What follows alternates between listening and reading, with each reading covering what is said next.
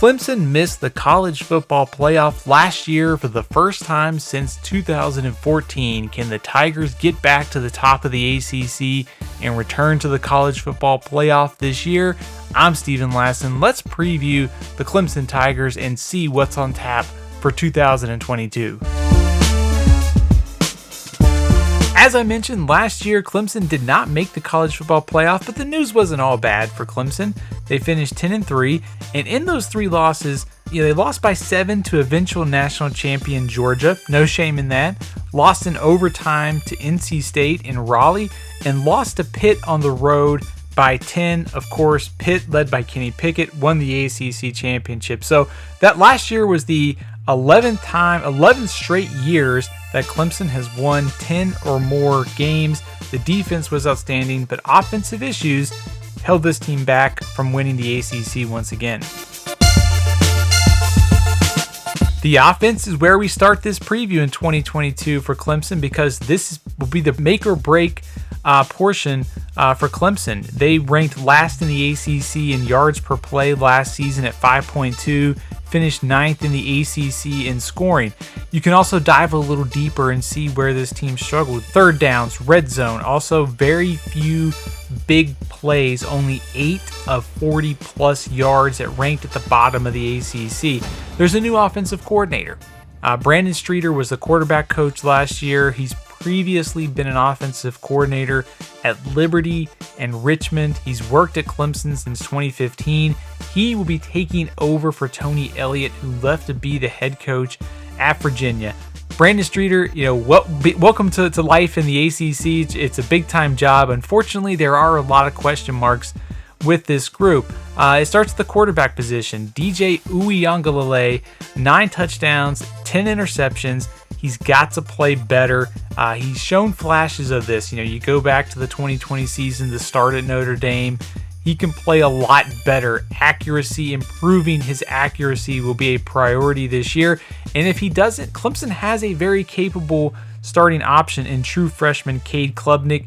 It's not all on the quarterback, though. Clemson's got to identify more playmakers at receiver.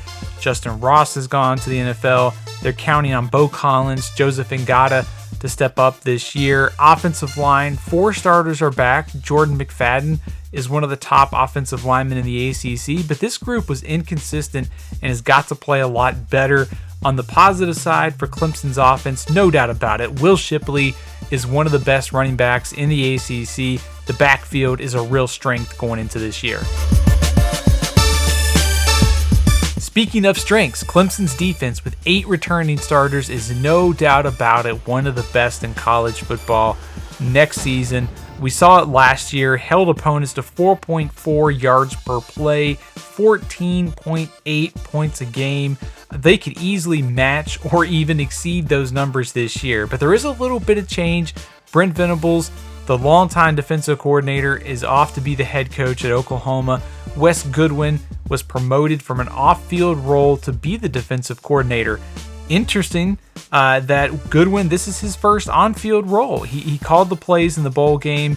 It went well. Clemson held Iowa State to 270 yards, but he has not been a full-time on-field assistant at Clemson. The good news for him, the transition should be minimal. The defensive line is the best in college football. You could see 3 or 4 players earn All-America honors. Miles Murphy, Xavier Thomas, Brian Brzee, Tyler Davis, all should be in contention. At linebacker, James Skalski's gone, but Trenton Simpson is a rising star. The secondary does have to replace 2 starters at corner in Mario Goodrich and Andrew Booth. Overall, though, it's really hard to be concerned about this group with the amount of talent coming back, and especially with what Clemson returns along the line of scrimmage. Clemson was not very active in the transfer portal. Hunter Johnson returned to Clemson. He's been at Northwestern the past couple of years.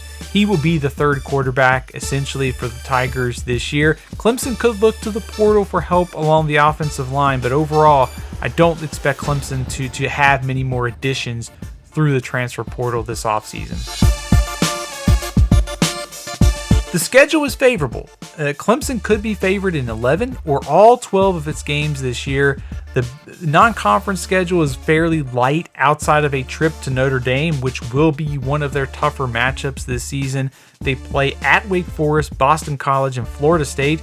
The good news, NC State, who could be Clemson's biggest contender in the ACC Atlantic, comes to Death Valley this year, as does Miami, South Carolina, and Louisville. We started this preview by asking whether or not Clemson can get back to the top of college football. The over-under at FanDuel has got them at 10.5, and I think a trip to the college football playoff is certainly within reach for this team, provided we go to our 3 keys to the season. The quarterback position. Does DJ U play better, or is Klubnik eventually becoming the number 1 quarterback? Offensive line, receiver, 2 positions have to step up this year that struggled last year. And I think a question of how, and the third thing will be just how does the coordinators impact positive or negative on this team? I think overall, Clemson has a very strong team culture. They believe internal promotion. Overall, it's hard to be too concerned about the coordinator changes this year. I think long term, we'll see whether or not what kind of impact it has on this team. But defensively this year, Clemson is one of the best in college football, if not the best defense. If they can get the offense back on track, an ACC title and returning to the college football playoff is very much within reach.